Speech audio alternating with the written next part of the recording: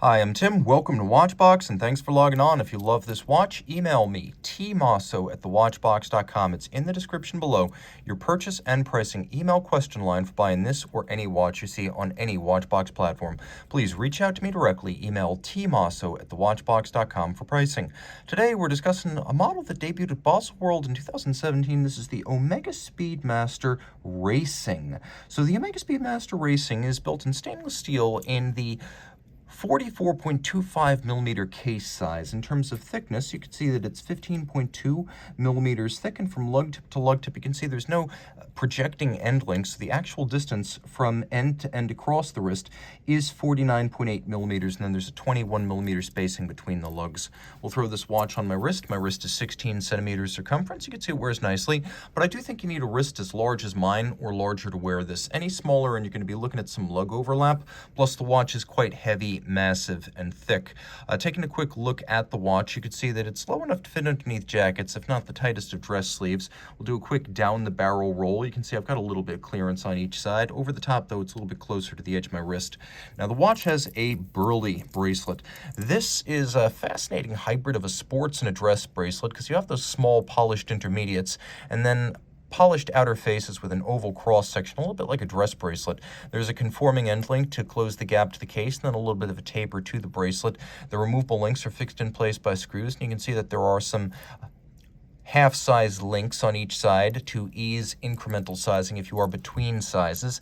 And then there's a push-button slider internally with 9.6 millimeters of tool-free incremental adjustments. So you have a fine sizing mechanism there. Not a dive extension by any means, but there is a little bit of on-the-fly adjustability if your wrist expands or contracts with activity and you don't have a screwdriver around to remove links. Now you can see the clasp is thick gauge steel, satin on the side, satin on the top. The engraving still quite deep with push-button release, so it stays shut until you push those triggers to open it up. Rolling back to the case, we know this case well, the so-called lyre style lugs, an inward bevel and an outward bevel, and a little bit of a overlapping set of shear guards for the crowns and chronograph pushers. The outer bevel is polished, the outer flank is relatively narrow and longitudinally satinated. The underside of the bezel, as you can see, is polished, and then we have a top which is ceramic, so you have scratch-resistant bezel insert. A tachymeter can be used with the chronograph to gauge the speed of an object over, for example, a kilometer. So, for example, if you were able to cover a kilometer in the time it took the hand to get from the index to approximately 350 there, well, the object you're timing would be going approximately 350 kilometers per hour. Now, taking a quick look at the rest, we have a dramatically boxed sapphire, and it doesn't look like a vintage plexiglass, but make no mistake, it is a sapphire. We have blackened hands and blackened indices, and you can see they make for a dramatic contrast along with the blackened dished sub-registers for the constant seconds and then the co-axial chronograph minutes and hours at 3 o'clock. So you get a twin register design like a vintage chrono, but with triple register complexity and functionality. You can see the two registers themselves feature a concentric pattern internally, and then there's a lovely sandpaper-like frosted finish for the remainder of the dial. We have the namesake of the watch, the racing track, that looks like a staggered checkered flag. It can be used to gauge minutes, seconds, and chronograph fractions of seconds. We'll do a quick loom shot. You can see it's an upscale dial with all applied indices, not printed. Easy to read. You can also see that the chronograph seconds hand is loomed in the dark. Now, there are some subsidiary setting modes that are useful for using this watch. One of them is stop seconds, and then the other is a time zone function. So the watch is still ticking, it's still keeping time, the chronograph's still running, but I am now changing my time zone, and you can see I'm able to drive the date forward or backwards depending on whether I'm traveling east or west. And of course, you do have that stop seconds function if you wish to set the watch against a reference time to the second. It says it all on the dial, Omega Speedmaster Co-axial Master Chronometer, and it is that.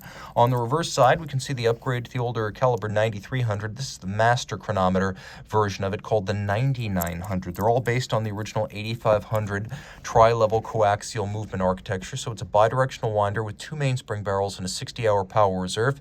You can see it features a skeletonized bridge that reveals a column wheel for operating the chronograph, the column wheel making for a crisp feel and sound, and then it uses a vertical clutch to engage the chronograph, which means when the chrono starts, stops, and resets, there's no play or stagger or jump. There's no play in a vertical clutch by nature.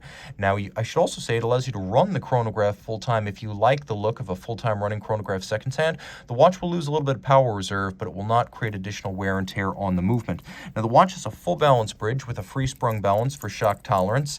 It also has an anti-magnetic escapement and a silicone hairspring that, along with the Master Chronometer certification, assure you that this watch is anti-magnetic to over 15,000 Gauss, and it beats away at 25,200 vibrations per hour, which is common to Swatch Group watches that include silicone hairsprings.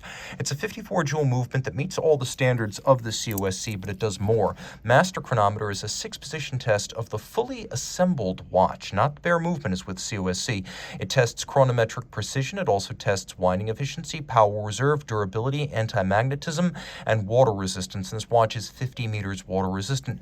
Thanks to the 60-hour power reserve, the watch has slightly more than the industry average of about 42 hours, but it also has a more even torque release from the barrels, so it doesn't suffer a big balance amplitude drop-off and slowed timing after, for example, 24 or 36 hours like a single barrel watch would. So, reach out to Team Mosso at thewatchbox.com for purchase and pricing details of this Omega Speedmaster Racing.